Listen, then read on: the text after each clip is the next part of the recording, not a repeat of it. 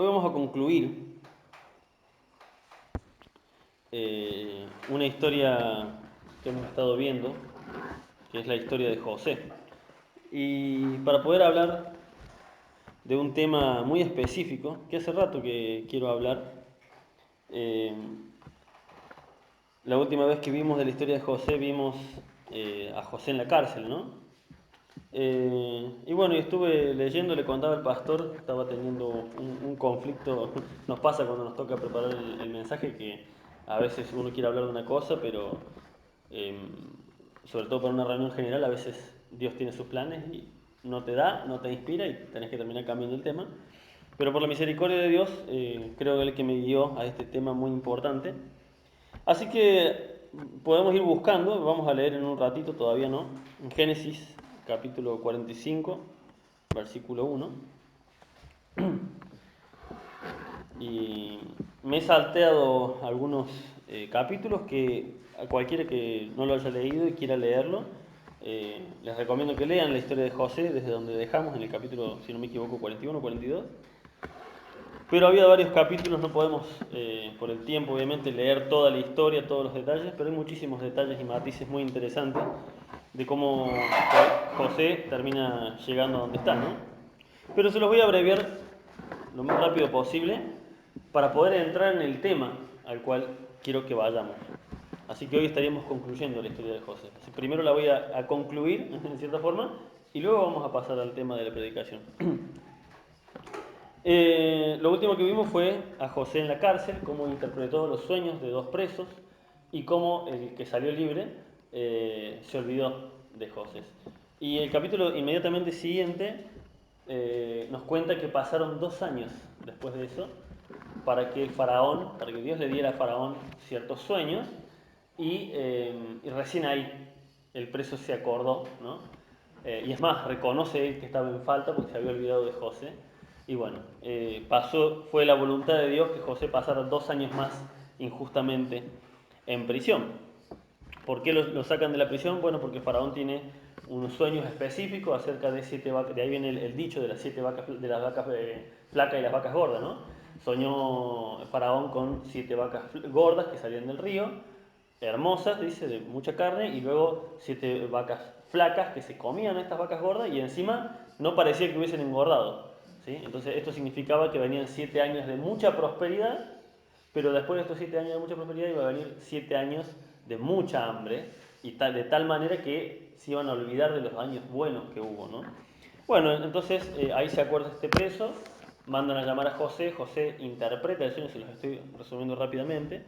José interpreta el sueño, le da esta explicación al faraón, y con esta explicación el faraón lo nombra, sería el segundo en el reino de José, primero estaba el faraón y segundo José, y lo pone a cargo de esta labor, de cosechar durante esos 7 años, sembrar y cosechar, y guardar grano, que es lo que más se puede conservar, para esos años de hambruna. Y Dios utilizó ese momento tan duro, de esos 7 años de hambruna, para salvar la vida a mucha gente por medio de José en Egipto. Porque cuando la gente de las naciones al lado se quedaban sin comida en la época de hambruna, tenían que venir a Egipto a comprar grano, ¿sí? Así que no solamente enriqueció al faraón por medio de José, sino que encima salvó miles, tal vez millones de vidas, ¿no? Y bueno, y por eso les decía, es muy largo para leerlo todo, podríamos sacar sin duda muchas enseñanzas de ahí. Eh, y luego vemos cómo entre estas personas que vienen a buscar grano a Egipto, quienes vienen después de tantos años, después de aproximadamente, estaba haciendo el cálculo yo ahí cuánto era porque no encontré exactamente, 15 años. Si no calculé mal, desde que se lo llevaron como esclavo, 15 años, entre 13 y 15 años segurito, por lo menos 15 años. Estuvo sirviendo José lejos de su familia. Y luego de estos 15 años vuelve la familia, los hermanos de José, como hay hambre en aquella región, Jacob manda a sus hijos a Egipto a comprar grano, a comprar comida, y ahí se encuentran con José, no lo reconocen a José. José, seguramente los que leyeron la historia recordarán que José les mete una copa entre sus cosas para ver cómo reaccionaban ellos. Básicamente esto lo hacía José para ver si sus hermanos habían madurado, para ver si había algún arrepentimiento. Y vemos en ese momento que hay un arrepentimiento en ellos, ¿no? Ellos mismos reconocen, esto nos está pasando por culpa de lo que le hicimos a nuestro hermano, ¿no? Y ahora tenían un nuevo hermano que tuvo Jacob después, que fue Benjamín, que era más chiquito que José, y a este sí lo cuidaban y lo amaban, ¿no? Bien, se los resumí brevemente de tarea, por favor. Si no la recuerdan a la historia bien, léanla porque está realmente es hermosa. Yo no la voy a leer no por el tiempo, sino porque voy a llorar. No tengo ganas de llorar ahora. Porque cada vez que la leo me conmueve muchísimo. Bien, pero vamos al final de esta historia, que es lo que ya aquí concluiríamos, porque hay muchos todavía personajes de la Biblia que quiero que... Personas, porque fueron personas reales, no personajes. Hay muchas personas de la Biblia con historias muy interesantes, pero este tema me dio el pie perfecto para el tema que yo quería hablar hace rato. Y creo que este fue el momento perfecto. Vamos a Génesis capítulo 45, versículo 1.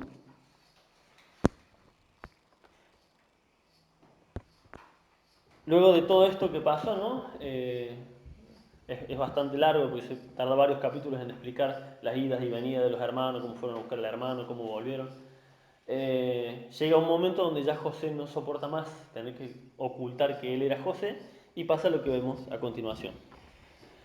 Capítulo 45, versículo 1 dice: No podía ya José contenerse delante de todos los que estaban al lado suyo y clamó: Haced salir de mi presencia a todos. Y no quedó nadie con él al darse a conocer José a sus hermanos. O sea, quedó solamente él en privado con sus hermanos. Entonces se dio a llorar a gritos, y oyeron los egipcios y oyó también la casa de Faraón. Y dijo José a sus hermanos: Yo soy José. ¿Vive aún mi padre? Y sus hermanos no pudieron responderle porque estaban turbados delante de él. O sea, estaban atónicos. Si empieza a estar turbado significa que cuando una noticia te deja sordo, que no sabes cómo reaccionar. Y también un poco de miedo, ¿no? Porque recordemos que este hombre era el segundo en importancia después del faraón. Entonces José les vuelve a decir, entonces dijo José a sus hermanos: Acercaos a mí. Y ellos se acercaron. Y él les dijo: Yo soy José, vuestro hermano, el que vendiste para Egipto. Ahora pues, y aquí está el versículo clave: no os entristezcáis, ni os pese de haberme vendido acá, porque para preservación de vida me envió Dios delante de vosotros. Amén. Este tema, el nombre que yo le puse, que seguramente el pastor lo mandó en el grupo, creo. No llegaste a mandar. Ah, bueno, contesté tarde anoche. El nombre de esta enseñanza es... En el estado, bien. El nombre de esta enseñanza es La madurez de José.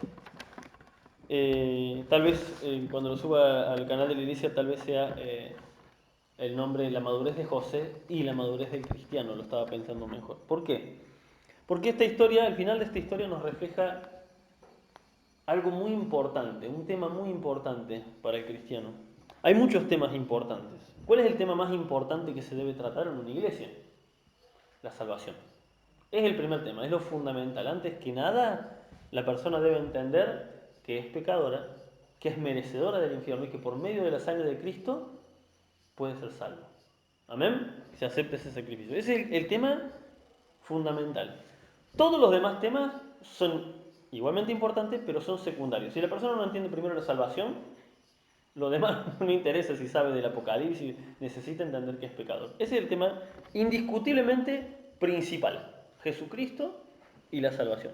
Ahora hay otros temas muy importantes que se tratan en distintas enseñanzas, en estudios. El perdón, ¿sí? La santificación, el amor los unos por los otros, el amor de Dios, el buen testimonio del cristiano, etc. Hay muchísimos temas que vamos viendo en distintas enseñanzas. Pero uno de los temas que yo considero que es fundamentales, que tendríamos que empezar a prestarle un poco más de atención, ¿sí? Es precisamente el tema de la madurez espiritual. ¿Amén? ¿Qué es esto de la madurez espiritual? Vamos, no vamos a la Biblia, yo les voy a leer acá, traje del diccionario, y luego lo vamos a comparar con un pasaje bíblico. Buscando en internet la definición del diccionario, no sé si creo que es exactamente de la RAE, ¿no? De la Real Academia Española. Escuchen lo que significa la palabra madurez. Tiene varias definiciones. Una es cuando se refiere a las frutas, ¿no? El estado pleno entre estar verde y estar podrido, básicamente. Pero esta definición se refiere a las personas, ¿no? Dice, la madurez es el desarrollo armónico, o sea, significa equilibrado, ¿no? Desarrollo armónico de las dotes físicas, morales e intelectuales de la persona humana, acompañado de la adquisición de un sentido más perfecto de la responsabilidad, del recto uso de la libertad y de la preparación para participar activamente en la vida social. Me encantó la definición. Si no la escribió un cristiano, pega en el palo. Desarrollo armónico de las dotes físicas, morales e intelectuales de la persona humana, acompañado junto con la adquisición de un sentido, de un entendimiento, se refiere, más perfecto de la responsabilidad, del recto uso de la libertad y de la preparación para participar activamente con otras personas. La madurez, a diferencia de las plantas, ¿no? La madurez no es algo que lo da la edad. La madurez no es algo que se puede adquirir con el tiempo, ¿sí? Muchas cosas, cuando somos niños el tiempo nos va a dar la madurez para nuestro cuerpo, para cierto entendimiento de la vida social, de muchas cosas. Ahora, la madurez espiritual es algo muy distinto. No se adquiere por los años en la iglesia, no se adquiere por mucho conocimiento de la Biblia, ¿sí? Conocimiento me refiero a conocimiento neutro, conocimiento de dónde están los pasajes, ¿no? Hay dos cosas solamente que al cristiano le pueden dar madurez espiritual. La primera es las experiencias vividas. Una forma de adquirir esa madurez espiritual es habiendo vivido experiencias y habiendo aprendido, no solamente vivirlas, sino habiendo aprendido de esas experiencias. Y para eso es perfecto este final de la historia de José. Recordemos cómo empezó la historia de José. José al principio contaba sus sueños y no entendía la molestia que esto causaba en sus hermanos. Era un niño todavía. Todavía no tenía la madurez para entender que, por más que no era su culpa, eran sueños que venían en su mente cuando él dormía y puestos de parte de Dios. Pero él no tenía la madurez para entender de que contarle a sus hermanos de que estos sueños claramente significaban, aunque él no lo dijera, significaban que él iba a ser superior a sus hermanos. Él no lo decía con malicia, simplemente él ignoraba el daño, la molestia que causaba en sus hermanos. Y esto vemos, hay dos inmadurez. La inmadurez de José por su edad y la inmadurez de sus hermanos de enojarse por un sueño de su hermanito más chiquito. O sea, ¿quién era más inmaduro? Y los más grandes, exactamente. Porque José era inmaduro por inexperiencia, nada más. Pero sus hermanos eran aún más inmaduros. ¿Por qué? Porque se enojaban por esto que él contaba. Voy a tomar de ejemplo a algún hermano Walter, si no le molesta. Eh, lo tomo a Walter como ejemplo porque sé que lo he charlado con él este tiempo y sé que tiene la madurez para no enojarse por esta comparación. Pero imaginemos, ¿no? Que Walter anda diciendo cosas de mí. Anda diciendo, Michael ahí anda, predica en el púlpito, se cree que sabe más que nosotros, ¿no? Él dice una cosa así de mí. ¿Qué sería Walter en ese momento? Un inmaduro. Ahora, ¿qué pasa si yo digo, encima qué cosa, que me preparo, que estoy horas preparando, me vienen a criticar y encima Walter, que lleva poco tiempo en la iglesia? ¿Quién es más inmaduro? ¿Se entiende? Así que hay cosas que ni los años, ni el hecho de que conozca la Biblia, todo eso no da madurez, ¿sí? Pero hay dos cosas fundamentales. Una, la experiencia vivida y aprendida de esas cosas, ¿sí? Como una persona madura no puedo reaccionar así ante un comentario, perdón hermano que se tomó como ejemplo, pero simplemente para ejemplificar esto. Hay cosas que los años solos no lo dan. Tienes que vivir la experiencia, soportarla, aprender y seguir adelante. Esto es lo que vemos exactamente en la experiencia de José. Fíjense, el versículo 5 de Génesis 45 dice, ahora pues, fíjense lo que dice, no os entristezcáis. ¿Qué le está diciendo José a los hermanos? ¿Qué pasa cuando me hacen algo a mí? ¿No quiero que la paguen? ¿No quiero que por lo menos sufran un poco? Sí, está arrepentido, loco, pero por lo menos que llore, que se tire arrodillado a pedirme disculpas. Eso es lo que queremos. Y a José, que lo vendieron como esclavo, no es que dijeron que era feo José, lo vendieron como esclavo cuando era un adolescente, un niño casi. Tenía motivos para sentir rencores y odio humanamente José, pero a pesar de esto, de que lo vendieron como esclavo, lo privaron de crecer junto a su padre que lo amaba, lo llevaron a un lugar donde lo trataron mal, lo trataron injustamente, estuvo años estuvo en prisión, por culpa de esto que hicieron sus hermanos. José, con una total madurez espiritual, le dice, no se entristezcan, ni les pese, ni siquiera se sientan culpables por haberme vendido. Porque hoy entiendo que Dios usó eso. Yo me imagino que los hermanos igualmente se sentían que se querían morir, no sabían qué hacer. Pero José les dice, no se turben, no se pongan mal. Ya está, lo que hicieron, lo hicieron. Hoy entiendo, Dios me dio la madurez espiritual para entender que eso que ustedes hicieron me sirvió. Y ahora yo estoy como segundo del faraón y pude salvarle la vida a ustedes y a mi padre y a todas las millones de personas. A pesar de que en ese momento me doliera y llorara y no entendiera el por qué, hoy entiendo que Dios usó esa situación para mí. ¿Saben qué es eso? Madurez espiritual. Pero es el primer tipo de madurez, la madurez que se adquiere por medio de las vivencias. Pero no solamente por vivir las cosas. A mí me da mucha gracia cuando, sobre todo en el negocio me pasa, ¿no? Cuando alguien me dice, mira chicos, yo tengo un par de años más que vos, así que te puedo decir unas cosas. Ya me duele la cabeza cuando me dicen eso, porque eso muestra la inmadurez. Creen que los años dan madurez, y no es cierto. No es así. Y por lo general te sueltan cada soncera. Cuando empiezan con ese cosa, yo sé más cosas que vos, porque tengo más años, ya te das cuenta que no es una persona madura. Pero bueno, como es una persona que tiene 60, 70 años, te tenés que ir escuchando con respeto y no te queda otra. La experiencia vivida sola no da la madurez. Lo que da la madurez es la experiencia vivida y haber aprendido, ¿sí?, de esas experiencias. Pero esa es la forma más dura de aprender las cosas. Y José tuvo que vivir esta experiencia. ¿Por qué? Porque todavía no había la ley de Dios. Todavía no había Biblia. Estamos hablando cientos de años antes de Moisés. No, tal vez, no sé si cientos, 200, 300 años nomás antes de Moisés. O sea, todavía José no tenía un libro al cual acudir y aprender. ¿Cuál es la diferencia con nosotros? Que nosotros ya no tenemos que sí o sí tener horribles experiencias durante años para aprender que Dios es justo. Nosotros tenemos la palabra de Dios. Y ese es la segunda vía. Podríamos llamarle hasta un atajo, un camino mejor, más cercano para llegar a la madurez espiritual, por medio de la palabra de Dios. Fíjense, vamos a ir a un versículo bastante conocido, 2 de Timoteo, capítulo 3.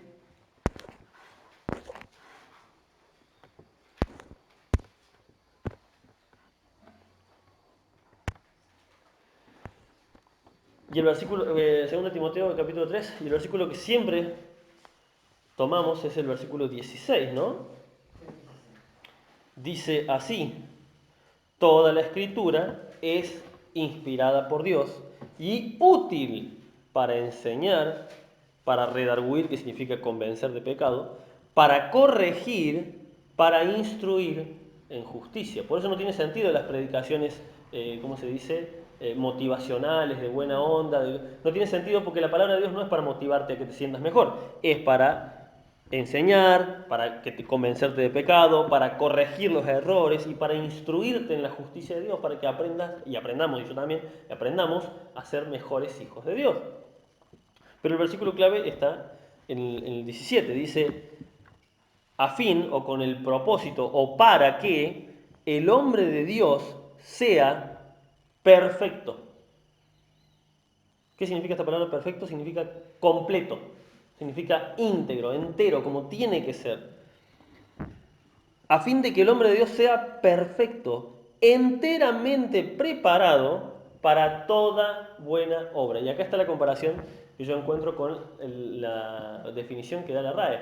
¿qué dice la Real Academia Española? De que la madurez es precisamente esas dotes que van creciendo, que van aprendiendo uno, a fin de que uno pueda ser integrado a la vida social. Bueno, acá exactamente lo mismo.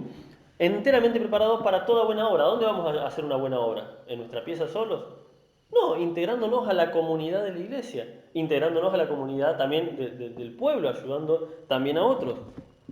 Ese es el propósito de la palabra de Dios. Nosotros no tenemos que vivir 30, 40 años de un martirio para entender la justicia de Dios, para entender la bondad de Dios.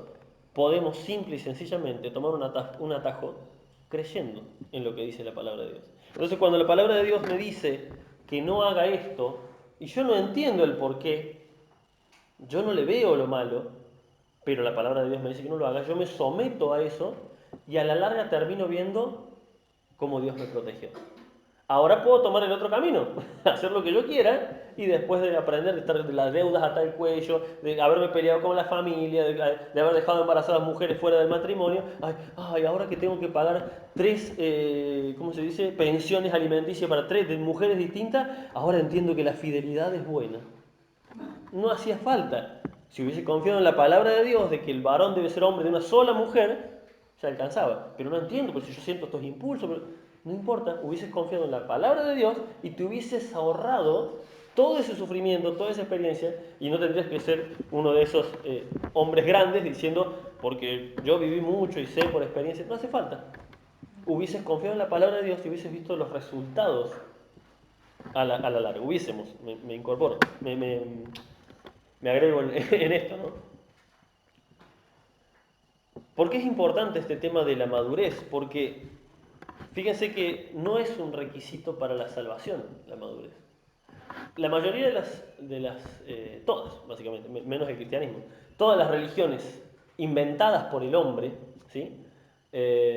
Buscan llegar a la salvación por medio de méritos, por medio de actividades, por medio de pensamiento, lo que fuera. Pero siempre el objetivo es poder lograr, en el caso del budismo, no me acuerdo si era el budismo, ¿cuál? Bueno, llegar a la paz mental. Ellos buscan llegar a la paz mental. Cuando leemos la palabra de Dios es al revés, dice que ya tenemos la paz, ya tenemos la paz de Dios, ya tenemos el gozo. Es algo ya adquirido, no es algo a lo que tenemos que llegar. Otras religiones dicen que se puede llegar a la salvación por medio de obras. Y Dios nos dice, no, no, no. Vos primero sos salvo. La salvación es lo primero, no es algo que tenés que alcanzar. Primero, el primer paso de nuestra vida cristiana es ser salvo. Y ahora empieza años, hasta que el Señor nos venga a buscar, años de una vida espiritual. Una vida en la cual tenemos que aprender a convivir con otros hermanos en Cristo, a cómo comportarnos tanto en el mundo como dentro de la congregación, pero siendo salvos. No es algo a lo que tenemos que llegar a la salvación, es algo que adquirimos por regalo de Dios. Pero ahora, la madurez, aunque no sea un requisito para alcanzar esa salvación, sí es un requisito fundamental y obligatorio para tener una vida cristiana plena. Uno no puede tener una vida cristiana plena, puede ser un cristiano toda la vida, puede tener una vida miserable siendo cristiano toda la vida, toda la vida mal. ¿Por qué? Por inmadurez espiritual. Hay gente que lleva muchos años en cosas y siempre está en problemas, siempre está mal y no termina de pelear con uno, pelear con el otro, discutir, que se va de una iglesia. Y es una vida cristiana miserable. Es una vida cristiana deplorable. ¿Por qué? Por falta de madurez espiritual. Por no haber sabido enfrentar. Mire, fíjense una cosa.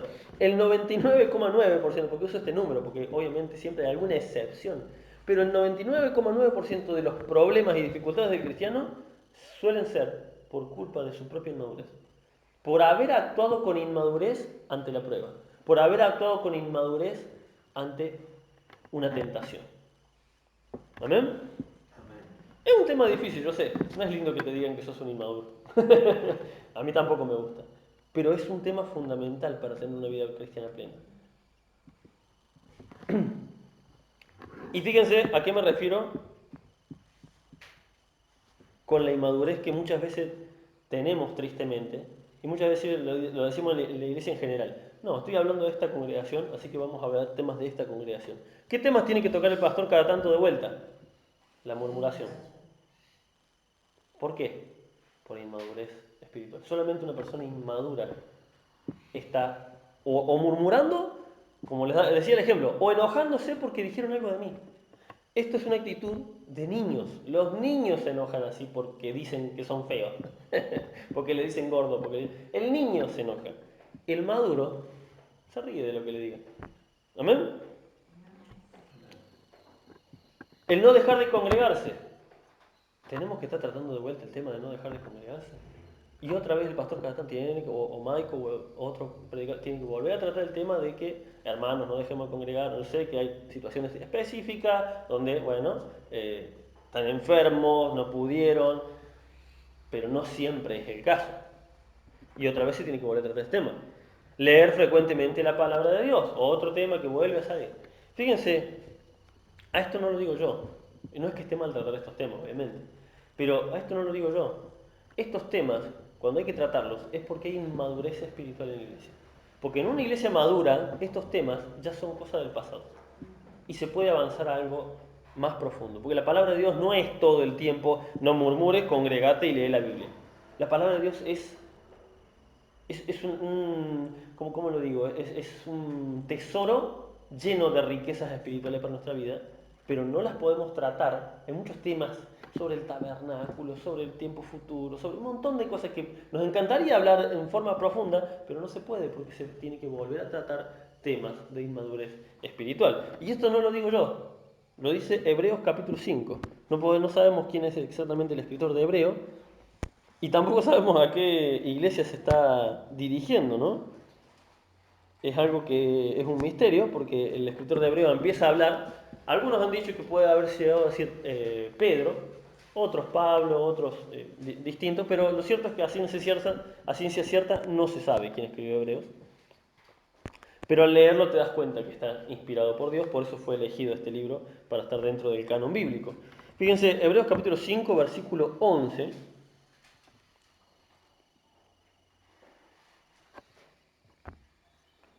Dice así. Bueno, para que entiendan un poco, ¿no? Si vemos el título anterior, que está en el capítulo, al final del capítulo 4, dice Jesús el gran sumo sacerdote.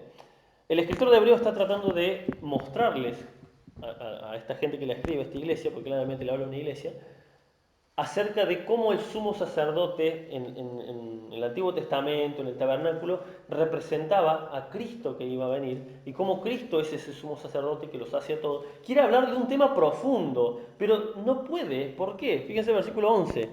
Acerca de esto tenemos mucho que decir y difícil de explicar por cuanto os habéis hechos tardos para oír. Porque debiendo ser ya maestros, después de tanto tiempo, tenéis necesidad de que se os vuelva a enseñar cuáles son los primeros rudimentos de la palabra de Dios y habéis llegado a ser tales que tenéis necesidad de leche y no de alimento sólido. Y todo aquel que participa de la leche es inexperto en la palabra de justicia porque es niño, ¿sí? Pero el alimento sólido es para los que han alcanzado madurez, para los que por el uso, y acá está, fíjense, este versículo es clave, para los que por el uso tienen los sentidos ejercitados en el discernimiento del bien y del mal. Y acá ese por el uso, ahí entra la otra forma de adquirir la madurez, que es por medio de la experiencia. Porque por medio del uso uno va adquiriendo entendimiento. Cuando era adolescente, me acuerdo en la reunión de adolescentes y jóvenes, cada tanto surgía algún tema y que esto hizo esto, y casi siempre Michael estaba en problemas. Pero, porque Michael dijo esto, porque Michael, no, porque una vez uno me acusó delante del líder de jóvenes que yo en la escuela estaba escuchando rock en el patio. Bueno, y así, y una vergüenza, que nos avergoncias a toda la iglesia, así. Y surgían temas de niños, temas sonso, porque me miró, porque le dijo a la otra. Son temas, literalmente éramos adolescentes, éramos niños espirituales, recién estábamos en la iglesia. Era lógico que salieran esas peleas sonsas. Pero por el uso uno ya no se puede ofender por esas cosas. Ya no llega un punto que ya no te importa. Ese dardo de fuego que te tiran, básicamente como si lo tiraran al río. Se apaga, traspasa y pasa de largo. Así reacciona una persona madura, le pasa de largo el comentario. ¿Por qué? Porque por el uso tiene ejercitados los sentidos en el discernimiento, en entender, si él quiere decir, qué está bien y qué está mal. O sea, ¿es bueno que yo me ponga a discutir con este tema? ¿Es bueno que yo le lleve al pastor este tema? Yo, yo sé que todos tenemos distintos problemas porque somos seres humanos y el enemigo siempre está buscando debilitarnos. Yo también, gracias a Dios, nadie que esté aquí en este momento y que algunos ya no están más en esta congregación, pero sí me he enterado de cosas que me vienen y me dicen, che, tal dijo tal cosa de vos. Y mi reacción es, ajá, igual. ¿Qué querés que le haga? ¿Que vaya el pastor a llevarle el problema? ¿Que vaya el hermano y lo confronte cuando lo que dijo es una soncera? Una persona madura no puede estar enojándose porque dijo y llevando, y encima trayéndole más cargas al pastor, como si no tuviera suficiente con toda la congregación, encima otro inmaduro más en el púlpito ahora. ¿Se entiende, hermanos?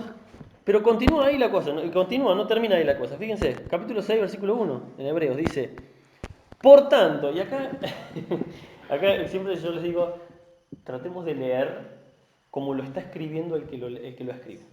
Con el énfasis, con el enfado, con el disgusto, a veces con la alegría, pero a veces, en este caso, con el hastío que lo está leyendo esta persona.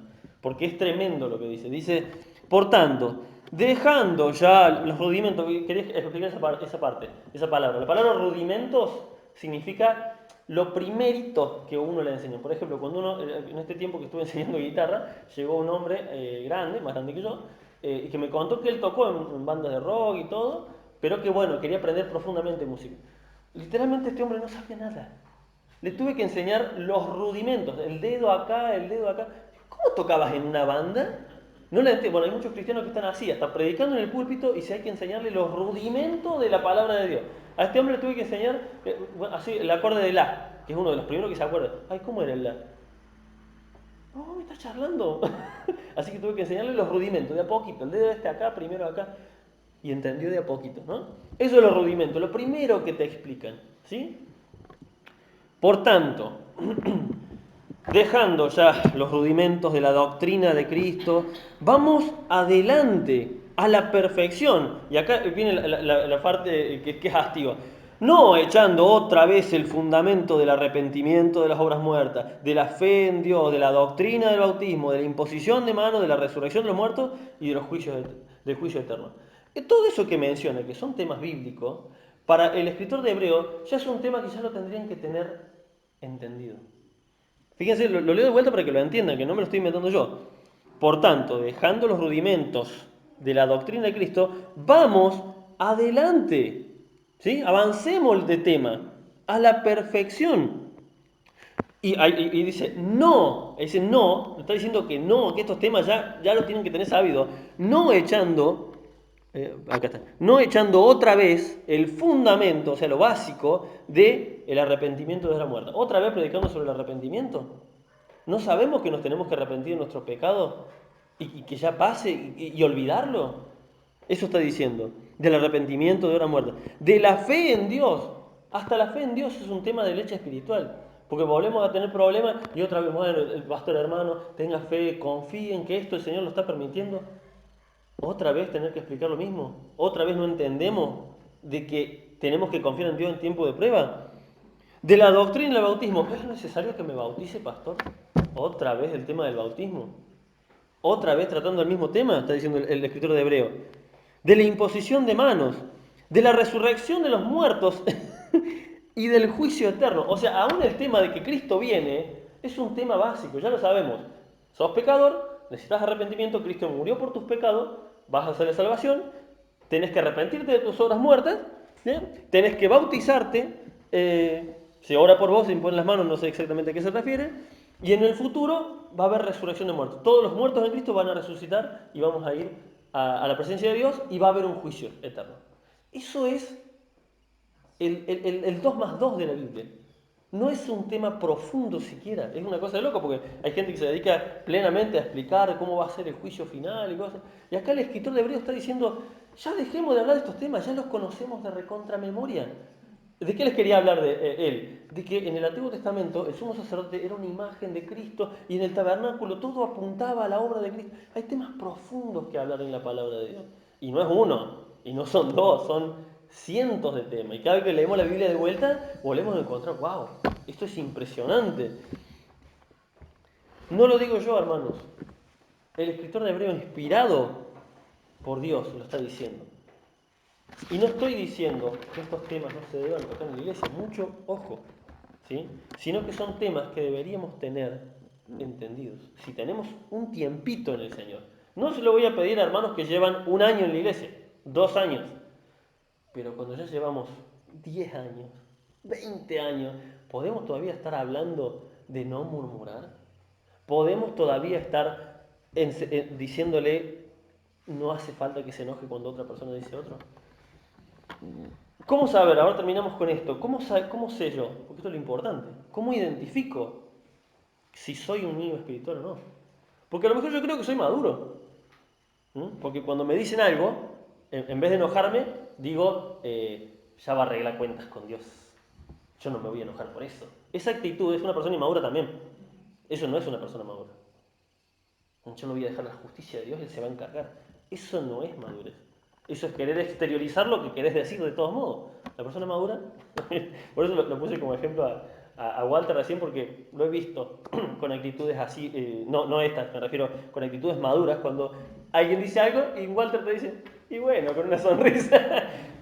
Eso es una actitud madura. ¿Amén? Eso es una actitud madura. ¿Qué querés que le haga? Bueno, dijo él, el Señor sabrá. Esa actitud es más madura que un predicador enojado porque hablaron mal de él.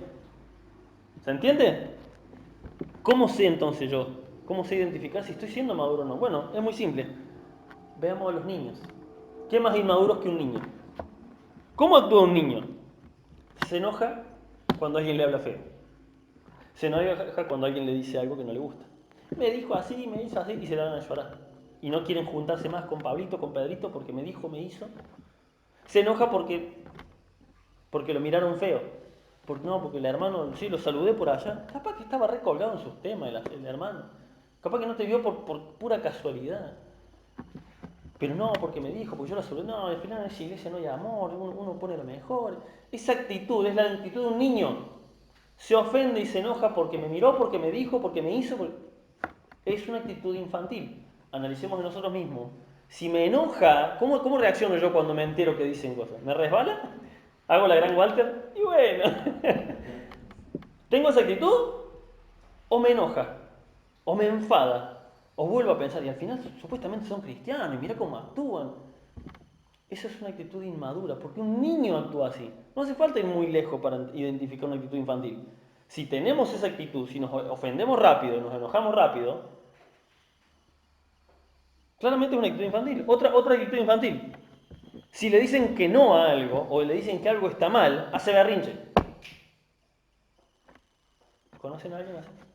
Que cuando el pastor le tiene que decir, hermano, este tema no es así. No, bueno, pero al final yo creo que la Biblia no es para tanto y yo creo que... ¿Qué hace? Berrinche. ¿Qué hago cuando leo la Biblia y no me gusta lo que estoy leyendo? Berrinche. ¿Sí? Un berrinche espiritual, ¿no? Y encima nos hacemos los santos, no, porque en esta iglesia no hay amor, y me voy a un lugar donde se sienta mal la presencia de Dios. Berrinche. ¿Por qué? Porque le dijeron que no. Porque le dijeron, eso no se toca, eso no se hace, eso no se dice. Entonces el escritor de Hebreo nos muestra esto. Estos temas son leche espiritual. Ahora, para concluir, ¿la leche espiritual tiene algo de malo? ¿A qué me refiero? ¿Que no prediquemos más de estos temas? No, fíjense, primera de Pedro,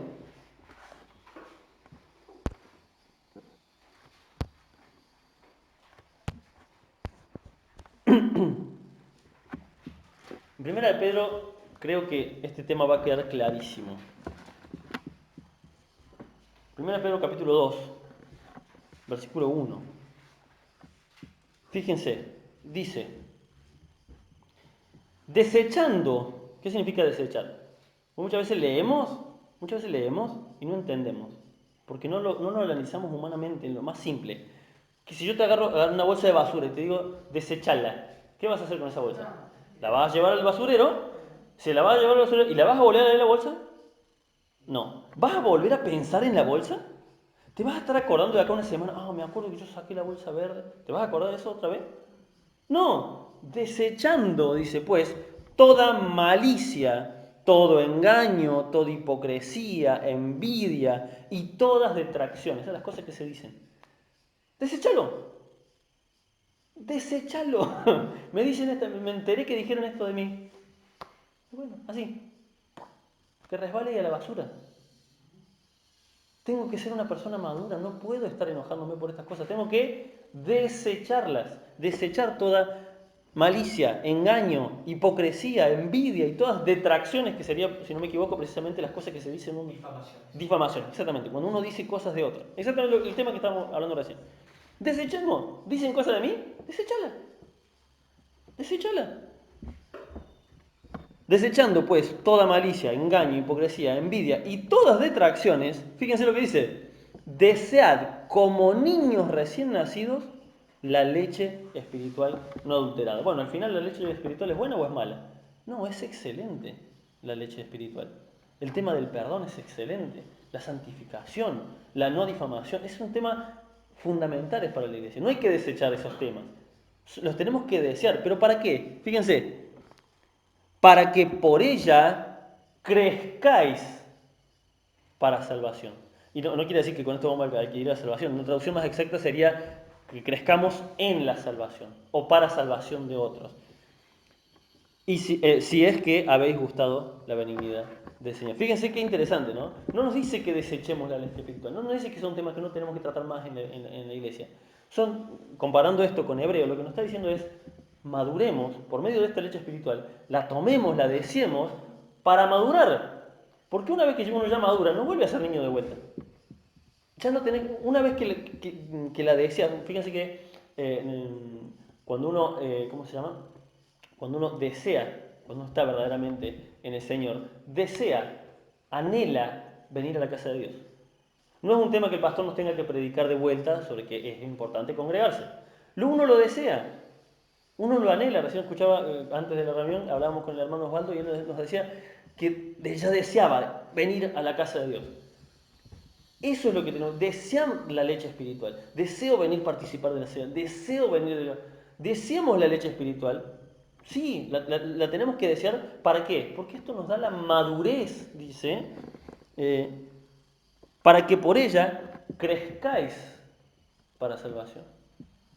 Y una vez que crecemos recién ahí, fíjense, ahí voy a volver rápidamente, a Hebreos.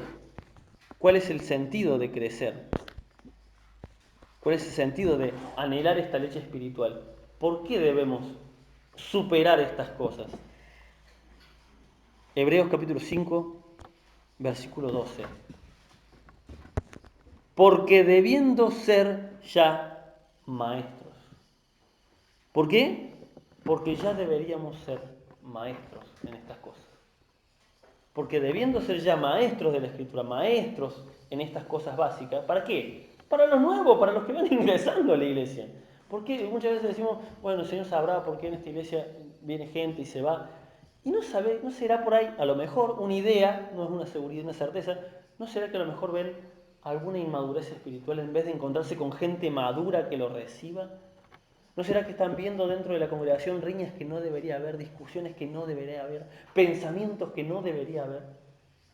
Entra un niño espiritual y ve a otros niños espirituales peleando. No, debemos crecer en el conocimiento de la palabra de Dios, madurar para recibir a los niños espirituales y siendo ya nosotros maestros, instruir en justicia, como dice la palabra de Dios. ¿Amén? Este es solamente, creo yo, solamente el principio de este tema acerca de la madurez. Hay mucho para hablar de este tema. Pero creo que es importantísimo, al menos empezar. Empezar a ver si somos maduros. Y que no nos ofenda esto. Que no nos enoje. Analicémonos a nosotros mismos y pensemos, ¿soy un niño espiritual? ¿De verdad todavía no maduré después de tanto tiempo? Es horrible tener que reconocerlo.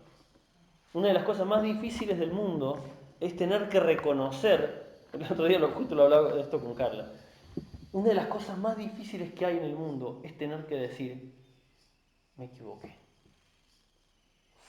Todo lo que hice fue una tontería, fue inútil.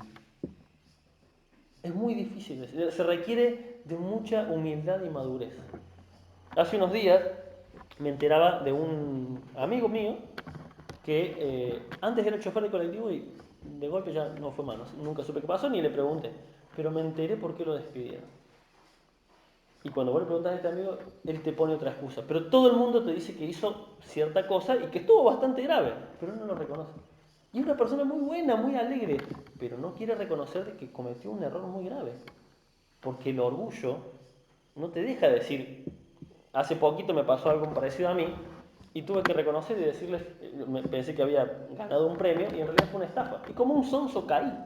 Y tuve que decirles, fui un sonso, fui un crédulo. Es difícil, es horrible porque tenés que reconocer que no actuaste bien. Pero una vez que lo reconoces, ya está, lo desechas y podés avanzar a lo siguiente. ¿Amén? El Señor les bendiga.